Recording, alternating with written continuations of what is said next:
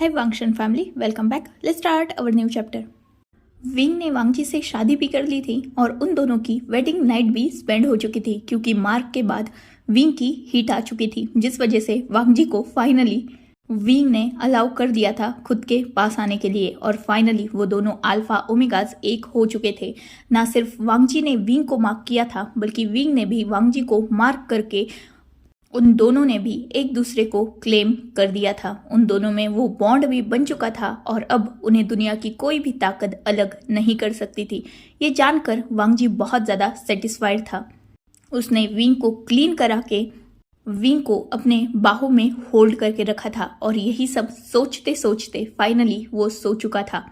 Next morning सारी लैन family लैन mention में आ चुकी थी, पर जैसे ही मैंशन का मेन डोर ओपन हुआ था हर कोई शॉक हो चुका था क्योंकि पूरा मैंशन बिखरा हुआ था। सबको देखकर ऐसा लग रहा था कि जैसे लैन मैंशन में कोई तूफान आया हो और हर कोई उस तूफान का नाम भी जानता था। ऑब्वियसली विंग जहाँ है वहाँ सिचुएशन बिल्कुल सही होना और हर चीज जगह पे होना ये लगभग नामुमकिन है। लैन फैमिली के साथ सारे सर्वेंट्स भी मैंशन में आ चुके थे। साथ ही आज विंग से मिलने के लिए यहाँ बाकी सारी फैमिलीज भी आ चुकी थी। वो सब भी विंग से मिलकर माफी मांगना चाहते थे, खासकर जिन्स और वेंस, क्योंकि जिन जूशवान और वेंचाओ ने ही तो विंग की लाइफ को इतना बुरी तरीके से मेस्ड अप किया था। तो सारी गलती उन दोनों फैमिलीज के बेटों की थी, इसीलिए वो फैमिली यहाँ पर आई ही थी विंग से माफ़ी मांगने के लिए। वही आज वह फैमिली भी अपने बेटे से माफ़ी मांगना चाहती थी, साथ ही उससे फिर से पहले की तरह प्यार करना चाहती थी। पर हर कोई ये भी जानता था कि विंग इतनी आसानी से किसी को भी माफ़ नहीं करने वाला, क्योंकि सब ने कल वेडिंग हॉल में वांगजी की सिचुएशन तो देख ही ली थी। वांगजी कितना पीटा है विंग से, ये बात किसी से भी छुपी नहीं थी। ऊपर से आज सुबह लैन मेंशन का ये हाल, इससे हर कोई समझ चुका था कि वांगजी शायद ही उन्हें ठीक कंडीशन में मिले। और जो विंग वांगजी से इतना प्यार करता है फिर भी उसे इतना परेशान कर सकता है और उसे आसानी से माफ़ नहीं कर सकता, तो इन सब लोगों की बात ही अलग है। तो सब यही सोच रहे थे कि उन्हें कैसे भी करके विंग से माफ़ी भी मांगनी है और उसे साथ ही पहले की तरह मनाना भी होगा, क्योंकि विंग का गुस्सा बहुत बुरा है। वही सारे सर्वेंट्स, उनका काम तो रात में ही विंग ने बढ़ा दिया था, तो फिलहाल वो सारे लैंड मैंशन को क्लीन कर रहे थे। आज यहाँ नी फैमिली भी इन लोगों के साथ आई थी और उन्हें सच में वांगजी को देखने की क्यूरियोसिटी हो रही थी। इनफैक्ट वहाँ जो भी मौजूद था उन सब लोगों को सिर्फ वांगजी को देखना था, उसकी हालत को। क्या स्ट्रॉन्ग और डोमिनेटेड अल्फा लहान वांगजी ने उसके ओमेगा को कंट्रोल कर लिया है, या फिर स्ट्रॉन्ग और डोमिनेटेड ओमेगा लैन वी वूशियान ने वांगजी को मजा चखाया है? ये जानने के लिए हर कोई क्यूरियस था। फिलहाल दोपहर के 12 बज चुके थे, पर विंग और वांगजी के रूम से कोई भी वॉइस नहीं आ रही थी। इसीलिए जियांग चैंग और लैन सिचैन दोनों भी वांगजी के रूम के पास जाते हैं। वो रूम के डोर को नॉक करते हैं, पर अंदर से कोई भी रिस्पॉन्स नहीं मिलता। करीबन 15 मिनट तक नॉक करने के बाद फाइनली डोर ओपन होता है और सामने वांगजी बाथरूम में खड़ा था। वांगजी अपने भाई को देखता है और उन्हें गुड मॉर्निंग विश करता है। सिचन एक स्माइल के साथ वांगजी की तरफ देखते हुए कहते हैं, not morning, it's afternoon, so good afternoon. ये सुनते ही वांगजी का ध्यान तुरंत रूम में लगी वॉल क्लॉक की तरफ जाता है और वो देखता है कि हाँ, बल्कि 12:30 बज चुके हैं। वो अपने हेयर्स को रफल करते हुए कहता है, ओह ये बहुत लेट हो गया। सिचैन स्माइल करते हुए कहते हैं, ये नहीं, तुम बहुत ज़्यादा लेट हो। चलो जल्दी विंग को लेकर नीचे आओ, सब तुम्हारा इंतज़ार कर रहे हैं। वांगजी नोट करता है और वो रूम के डोर को बंद कर देता है और जाकर विंग को जगाने लगता है। वांगजी करीबन आधे 1 घंटे पहले ही उठ चुका था, पर वो रेडी होने के लिए और फ्रेश होने के लिए जा चुका था, इसीलिए उसने टाइम की तरफ ध्यान ही नहीं दिया और साथ ही उसने विंग को भी नहीं जगाया। और जब वो बाथरूम से बाहर आ रहा था तब जाकर उसे डोर पर नॉक सुनाई दिया था और उसने डोर को ओपन किया था। जैसे ही वांगजी डोर क्लोज करता है उसकी नज़र बेड पर लेटे हुए क्यूट से बनी की तरफ जाती है, जिसकी हालत थोड़ी बुरी थी। लिप्स पर वाइट मार्क्स और अभी भी वो नेकेड था, इसीलिए उसकी बॉडी पर वो हिकीज, रेड पर्पल मार्क्स और बाइट सकिंग के मार्क्स नजर आ रहे थे, जिससे वांगजी बहुत ज़्यादा स्माइल कर रहा था। फाइनली उसके विंग पर उसके मार्क्स है और ये मार्क्स बिल्कुल सच्चे हैं।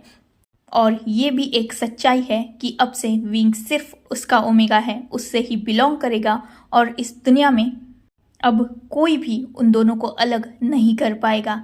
यही सोचते हुए वांगजी स्माइल करते हुए विंग के बेड के पास जाता है और वो बेड पर बैठ जाता है।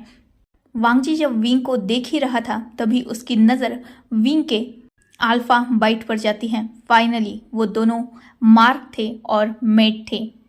ये देखकर वांगजी को बहुत ज़्यादा ओवर वार्मथ फील हो रहा था, क्योंकि ऑब्वियसली उसे विंग को अपने पास देखने का वो सपना आज सच हो चुका था। उसका विंग अब वी वूशियान नहीं बल्कि लैन वी वूशियान हो चुका है। फाइनली 2 साल का इंतज़ार आज इतनी खूबसूरत तरीके से ख़त्म हुआ था, जिसे देखकर वांगजी सच में बहुत ज़्यादा खुश था। वो अपने हाथों को विंग के फेस पर रखता है। उसे अभी भी यकीन नहीं हो रहा था कि यही ओमेगा जिसके लिए वो 2 साल तक तड़पा है, आज वो उसके बेड पर इतना पीसफुली सो रहा है, वो भी उसके मार्क्स लेकर। वो कुछ देर तो विंग के फेस को सहलाता है। आज लिटरली वांगजी के आंखों में हल्के हल्के आंसू भी आ चुके थे। उसकी लाइफ का सबसे प्रेशियस मोमेंट आज यही था। वांगजी जैसे तैसे करके खुद को होल्ड करता है और वो धीरे धीरे विंग को जगाने लगता है। वही विंग जो तूफान, भूकंप, आंधी कुछ भी आ जाए नींद से नहीं उठेगा, वो वांगजी के हाथ को अपने आप से दूर करता है और दूसरी साइड मुड़कर सो जाता है। ऑब्वियसली वांगजी विंग की ये आदतें जानता था। वांगजी जानता था कि विंग को इस दुनिया में सबसे ज़्यादा प्यारी उसकी नींद है, इसीलिए वो धीरे धीरे विंग को अपनी तरफ खींचता है, उसके हेड को अपने लैप पे रखता है और उसे डायरेक्टली लिप किस करने लगता है। वही विंग जो ऑलरेडी डीप स्लीप में था, उसके लिप्स ओपन ही थे, तो वांगजी सीधा अपनी टंग को विंग के माउथ में एंटर कराता है और उसे डीप और पैशनेट किस करने लगता है। कुछ देर तो विंग को कुछ भी फील नहीं होता, वो नॉर्मली सोया हुआ था, पर जैसे जैसे वांगजी का किस डीप और डीपर होते जाता है वैसे वैसे विंग को ब्रीदिंग में प्रॉब्लम होने लगती है। और अब जाकर कहीं विंग ने आइज ओपन की थी और जैसे ही उसने आइज ओपन की थी उसकी आंखें सीधा वांगजी के उन ब्यूटीफुल आईज से टकरा चुकी थी। वांगजी बहुत पैशनेटली विंग के लिप्स को सक कर रहा था, उन्हें हल्का हल्का बाइट कर रहा था। साथ ही वो अपने दोनों हाथों से विंग की बॉडी को एक्सप्लोर करने लगा था। विंग जैसे ही अपनी आईज ओपन करता है और वो रियलाइज करता है कि उसके साथ क्या हो रहा है, वो तुरंत वांगजी को अपने आप से दूर पुश कर देता है और वांगजी जो विंग के नशे में खोया हुआ था और विंग को किस कर रहा था, वो सीधा एक झटके से विंग से दूर हो जाता है। विंग वांगजी की तरफ गुस्से से देखते हुए कहता है, यू शेमलेस अल्फा, तुम सुधरोगे नहीं ना? कल रात को जो किया वो कम था, जो फिर से सुबह सुबह परेशान करने लगे हो। वांगजी विंग की तरफ एक नॉटी स्माइल से देखते हुए कहता है, माय लिटिल ओमेगा, नहीं माय वाइफी, मैं तो तुम्हें जगाना चाहता था पर तुम जग ही नहीं रहे थे, तो मैंने सोचा क्यों ना तुम्हें किसी और स्वीट अंदाज से जगाया जाए। कैसा लगा तुम्हें मेरा ये मूव? बहुत अच्छा था ना? मैं सोच रहा हूँ तुम्हें हर रोज़ हर मॉर्निंग को ऐसे ही जगाऊं। ये सुनते ही विंग साइड में जो पिलो था उसे पकड़ता है और वांगजी के फेस पर थ्रो करते हुए कहता है, तुम्हारी वजह से मेरी पूरी बॉडी पेन हो रही है और तुम्हें अभी भी ये सब करना है? सच में तुम इतने शेमलेस कैसे बन गए? वांग जी विंग की तरफ देखते हुए कहता है, मैं पहले से ही शेमलेस था माय लिटिल वाइफी, पर सिर्फ तुम्हारे लिए था और तुम ही मेरे पास नहीं थे तो क्या करता मैं। इसलिए थोड़ा कोल्ड और रूड बन चुका था। अब हर किसी के साथ ऐसे फ्लर्ट तो नहीं कर सकता ना। चाहिए तो मुझे फ्लर्ट करने के लिए, शादी करने के लिए, किस करने के लिए और साथ ही नाइट एक्टिविटी के लिए भी मेरा ओमेगा, मेरा विंग, मेरा वाइफी ही चाहिए ना मुझे। सिर्फ इसीलिए मैं चेंज हुआ था, पर अब जब तुम मेरे साथ हो तो मैं पहले की तरह ही हूँ, बिल्कुल शेमलेस। जब चाहे तुम्हें हक करूँगा, जब चाहे तुम्हें किस करूँगा, जब चाहे तुम्हें इंक्लूड होऊंगा और तुम्हें बहुत ज़्यादा परेशान करूँगा।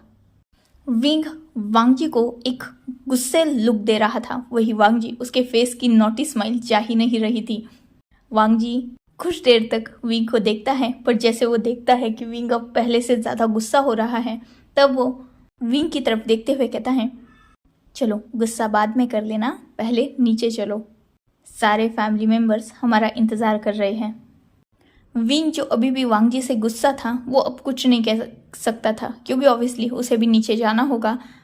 इसलिए वो जस्ट वांग जी को इग्नोर करता है और बेड के नीचे अपने कदमों को रखने लगता है। पर उसे इतना भयानक पेन हो रहा था कि उसके कदम लड़खड़ाने लगे थे। वो उठने की कोशिश तो करता है, पर तुरंत ही बेड पर जोर से गिर जाता है और उसके माउथ से एक चीख निकल जाती है। वांग जी विंग की तरफ ही देख रहा था, पर जैसे ही वो विंग को गिरते हुए देखता है, वो तुरंत विंग के पास आता है और उसे होल्ड करने लगता है। विंग वांग जी के चेस्ट पर हिट करते हुए कहता है, तुमने सच में मुझे रात को कितना तंग किया है, मैं चल तक नहीं पा रहा। वांग जी विंग की तरफ देखते हुए कहता है, ये फर्स्ट टाइम था ना, इसीलिए डोंट वरी, आज रात से दर्द नहीं होगा। ये सुनते ही विंग की आइज बड़ी हो चुकी थी। वांग जी ने अब तक विंग को ब्राइडल स्टाइल उठा लिया था। विंग वांग जी की तरफ देखते हुए कहता है, क्या मतलब कि आज रात से दर्द नहीं होगा? वांग जी विंग की तरफ देखते हुए नॉटीली कहता है, every night I want you my omega. इतना बोलकर वांग जी विंग को बाथ टब में बिठा देता है। ऑब्वियसली वो बाथरूम तक आ चुके थे, तो जैसे ही ये बात विंग सुनता है, वो वांग जी की कॉलर को वैसे ही खींच लेता है। मतलब विंग बाथटब में बैठा हुआ था और वो वैसे ही वांग जी के कॉलर को पकड़ता है और उसे अपनी तरफ खींचते हुए कहता है, यू शेमलेस अल्फा, तुम मुझे हाथ तो लगाओ, आई स्वेयर आज मैं तुम्हारा हाथ तोड़ दूंगा। वांग जी विंग की तरफ देखते हुए कहता है, तुमने अगर मुझे अभी नहीं छोड़ा ना, तो मैं अभी तुम्हें हाथ लगाऊंगा और बाद में तुम मेरा हाथ तोड़ो, पैर तोड़ो या कुछ और, मुझे कोई फर्क नहीं पड़ेगा। ये सुनते ही विंग जैसे ही फील करता है कि वांग जी की नज़र उसी की तरफ है और उन दोनों का फेस बहुत ज़्यादा करीब है, वो तुरंत वांग जी को पीछे की तरफ पुश कर देता है। वांग जी वार्म वाटर फिलअप करता है और बाहर चला जाता है विंग के लिए क्लोथ्स लाने के लिए। वही विंग वार्म वाटर में बैठा हुआ था। उसे फाइनली अपनी बॉडी में थोड़ा रिलीफ फील हो रहा था, साथ ही उसे अच्छा भी लग रहा था। इसीलिए उसी बाथ टब में बैठे बैठे उसने अपनी आईज क्लोज कर ली थी। वांग जी कुछ देर बाद वहाँ जाता है, तब देखता है कि विंग आराम से अपनी आईज क्लोज करके लेटा हुआ था। वांग जी विंग के पास जाता है और उसके क्लोथ्स को साइड में रखते हुए कहता है, माई लिटिल विंग, चलो उठ जाओ, रेडी हो जाओ। फिलहाल तो तुम्हारे कोई भी क्लोथ्स यहाँ पर नहीं हैं, इसीलिए तुम्हें मेरे ही पहनने होंगे। चलो ये क्लोथ्स पहन लो। ये शर्ट तो मेरा है, पैंट तुम्हारी है, जो 2 साल पहले तुम यहाँ छोड़ के गए थे। विंग अपनी आईज ओपन करता है और वांग जी की तरफ देखता है और दूसरी नज़र उन क्लोथ्स पर डालता है। ऑब्वियसली विंग जानता था कि वांग जी के रूम में उसके भी क्लोथ्स हैं। ऑब्वियसली वो अल्फा ओमेगा बनने वाले थे, तो विंग के कुछ क्लोथ्स यहाँ पर थे। वो अलग बात थी कि वो लैंड मैंशन के दूसरे रूम में रखे गए थे और विंग जब वांग जी से दूर चला गया, तब वांग जी ने उन क्लोथ्स को अपने रूम में लाकर रख दिया था, क्योंकि उन्हीं के सपोर्ट से तो आज वांग जी जिंदा था। विंग की उन यादों के जरिए ही वो खुद को विंग के करीब फील करता था और विंग लैंड मैंशन में अक्सर आया जाया करता था। साथ ही वो लैन ई और लैन चिंगेजुन का लाडला था, इसीलिए लैंड मैंशन में विंग की बहुत सारी चीज़ें थी। साथ ही उसका लैंड मेंशन में एक पर्सनल रूम भी था। विंग एक डीप ब्रीथ लेता है और वांग जी की तरफ देखते हुए कहता है, अब बाहर जाओ, मुझे चेंज करना है। वांग जी नॉटीली विंग की तरफ देखते हुए कहता है, कल रात ही मैंने तुम्हारी बॉडी का हर एक इंच देखा है, तो अब मुझसे क्या शर्माना माय ओमिका। चलो, चाहे तो मैं तुम्हें रेडी करने में हेल्प कर देता हूँ। इतना बोलकर वो विंग को उठाने लगता है। वही विंग वांग जी के हैंड्स पर हिट करते हुए कहता है, मुझसे दूर रहो, मैं पहन लूँगा, जाओ यहाँ से। वांग जी विंग की तरफ देखते हुए कहता है, विंग हालत देखो अपनी, चल तो तुम पा नहीं रहे हो, क्लोथ्स कैसे पहनोगे? मुझे तो डाउट है तुम इस बात टब से भी उठ पाओगे या नहीं। इससे अच्छा है कि मैं हेल्प कर देता हूँ। इतना बोलकर वो फिर से अपने हैंड्स आगे करता है। विंग उन हाथों पर मारते हुए कहता है, मैंने कहा दूर रहो, मैं कर लूँगा, जाओ यहाँ से। वांग जी एक डीप ब्रीथ लेता है। वो जानता था कि विंग जिद्दी है, इसीलिए वो बाहर की तरफ चला जाता है। वही विंग जैसे ही वांग जी को जाते हुए देखता है, एक रिलीफ की ब्रीथ लेता है और उस बाथ टब से उठने की कोशिश करने लगता है। सच में वांग जी ने जो कहा था वो बिल्कुल सच था। विंग की हालत बहुत ज़्यादा बुरी थी और उससे उठना भी नहीं हो रहा था, पर जैसे तैसे करके वो उठ जाता है और क्लोथ्स को पहन लेता है। ऑब्वियसली पैंट उसके साइज़ की थी तो वो आ चुकी थी और ठीक से उसकी बॉडी पर फिट भी हो चुकी थी, पर शर्ट जो वांग जी की थी वो ओवर लूज थी और विंग उस शर्ट में पूरी तरीके से ढक चुका था। उन शर्ट की स्लीव्स हद से ज़्यादा बड़ी थी और वो विंग के हाथों पर लटक रही थी। साथ ही शर्ट की लेंथ भी बहुत ज़्यादा बड़ी थी। ऐसा लग रहा था विंग को देखकर कि विंग ने कपड़ा नहीं बल्कि अपने आसपास कर्टन लटका के रखा है। फिर भी विंग कुछ नहीं कर सकता था। वो एक डीप ब्रीथ लेता है और बाहर आता है। उससे चलना तक नहीं बन रहा था, इसलिए उसका एक हाथ उसकी बैक पर था। जैसे ही वांग जी को डोर के ओपन होने का साउंड आता है, वो उस तरफ देखता है और विंग को देखकर उसके फेस पर स्माइल आ चुकी थी। इनफैक्ट वो हंसना चाहता था, पर विंग का कोल्ड फेस देखकर वो बस स्माइल करता ही रह गया था। वो विंग की तरफ देखते हुए कहता है, ओह हाउ क्यूट, कितने प्यारे लग रहे हो तुम मेरी शर्ट में। विंग वांग जी की तरफ देखता है और आई रोल करते हुए कहता है, मैं जानता हूँ लैंड मेंशन में मेरे कपड़े थे तो मुझे मेरी ही कोई शर्ट या टी शर्ट दे देते। ये क्या दे दिया है, देखो ये कितना बड़ा है, ये संभाला भी नहीं जा रहा। इतना बोलकर विंग अपने हाथों को आगे कर देता है, जिसकी हाथ के ऊपर वो स्लीव्स लटकी हुई थी और उसका हाथ छोटा सा था और वो स्लीव्स नीचे झूल रही थी। वांग जी को विंग को ऐसे देखकर हंसी आ जाती है। वो विंग के पास जाता है और विंग को हक करते हुए कहता है, रहने दो, तुम बहुत क्यूट लग रहे हो, मैं बाद में वे मेंशन से तुम्हारे क्लोथ्स मंगवा लूँगा, तब वो पहन लेना, अब नीचे चलते हैं। इतना बोलकर वो सीधा बिना विंग को बताए विंग को बाहों में होल्ड कर लेता है, वो भी ब्राइडल स्टाइल। ये देखते ही विंग उसके चेस्ट पर हिट करते हुए कहता है, छोड़ो मुझे, क्या कर रहे हो, मुझे एम्बैरेस करोगे क्या, छोड़ो मुझे। वांग जी विंग की तरफ देखते हुए कहता है, माय ओमेगा ऑलरेडी सब जानते हैं कि कल हमने क्या किया है। पूरा लैंड मेंशन कल तुमने ही उल्टा कर दिया था, तो ऑलरेडी सब जानते होंगे कि हम दोनों में क्या हुआ। वेडिंग नाइट थी हम दोनों की, मार्क किया था मैंने तुम्हें, तो तुम्हारी हीट आना तो नॉर्मल चीज़ है, तो टेंशन मत लो, कोई तुम्हें कुछ नहीं कहेगा। और रही बात एम्बैरेसमेंट की, तो तुम अपने अल्फा के साथ थे, चलो तुम्हारी हेल्प कर देता हूँ, अब हीट करना बंद करो, लगेगी मुझे। इतना बोलकर वो रूम के डोर को वैसे ही ओपन करता है और उसे बाहर लेके चला जाता है। सारे घर वालों की नज़र जैसे ही स्टेयर्स पर पड़ती है, हर कोई स्माइल करते हुए अपनी अपनी जगह से खड़ा हो चुका था, क्योंकि विंग ने अपने फेस को वांग जी के चेस्ट के अराउंड हाइड कर लिया था। साथ ही वांग जी उसे उठाकर ला रहा था नीचे की तरफ। विंग के बॉडी पर जो शर्ट था वो नीचे की तरफ लटक रहा था और फिलहाल विंग जादू की तरह लग रहा था, कोई मिल गया वाला जादू।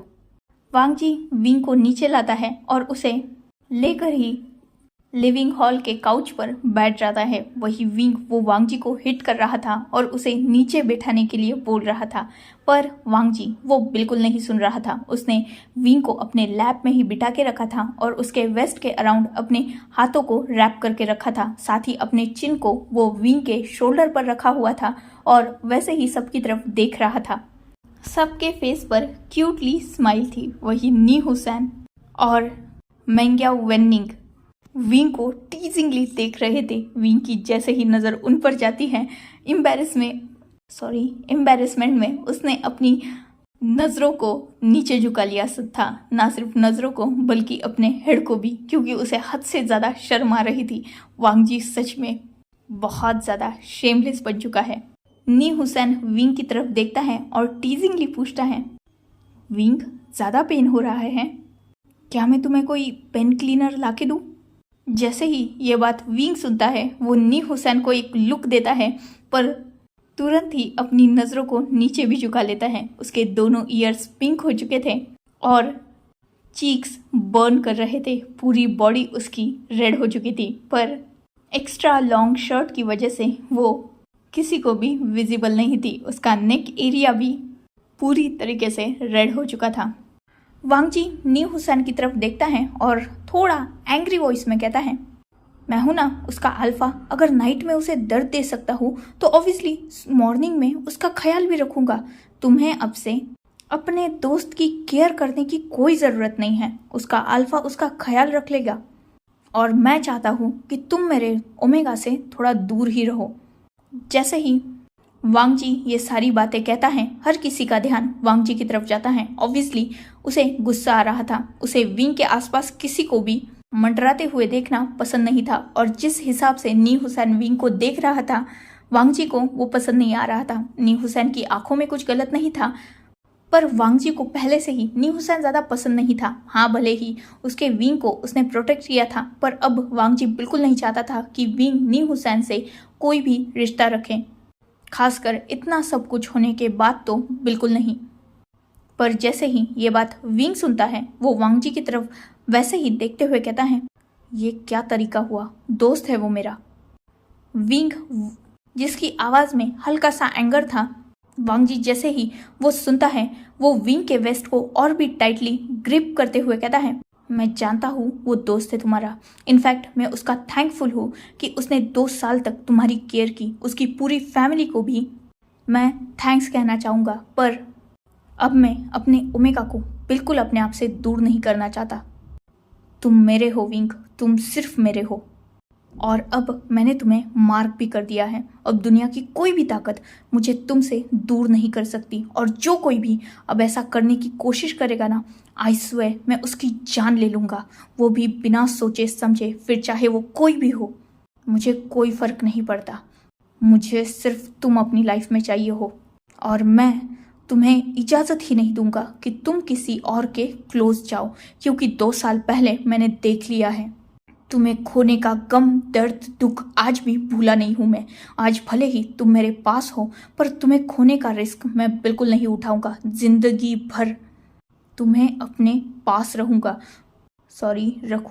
और किसी भी अल्फा को ये अलाउ नहीं होगा कि वो तुम्हारे पास आए। इनफैक्ट अब ओमेगाज भी तुमसे दूर ही रहेंगे, क्योंकि तुम्हारी खुद की सिस्टर ने ही तुम्हें धोखा दिया है, भूलना मत।